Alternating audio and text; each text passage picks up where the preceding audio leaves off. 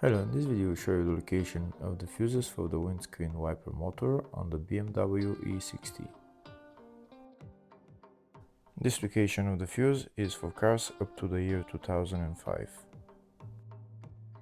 Before I show you the location of the fuses, first I'll show you the location of all the main fuse boxes on this BMW E60. There is one fuse box here in the engine bay area. It's located just underneath the cabin filter. You need to remove the cabin filter, you need to remove this plastic cover as well, and then you need to remove the fuse box cover, which is held by those bolts. This is the engine bay 1 fuse box. Next I'll show you the location of the fuse box in the fascia. This is the fascia fuse box, just in the glove box. You need to pull down the glove box. There's those two knobs that you need to turn, and that's the glove box fuse box right there.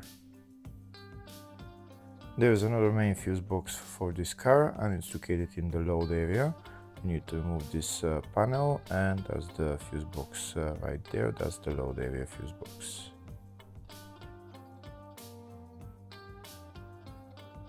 In the description of the video I have links to tools that I recommend for doing jobs like this. Just check out the description of the video. Next I'll show you a diagram of all the fuse boxes for this BMW E60 up to year 2005.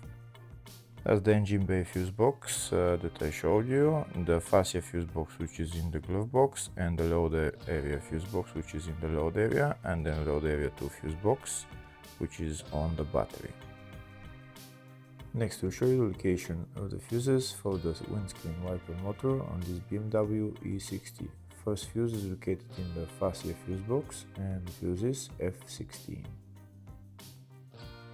Next we'll show you the location of the relay, which is located in the engine bay fuse box, and the relay is number 4 relay. Hopefully the video is helpful. Please like and comment on the video and subscribe to the channel. Thank you.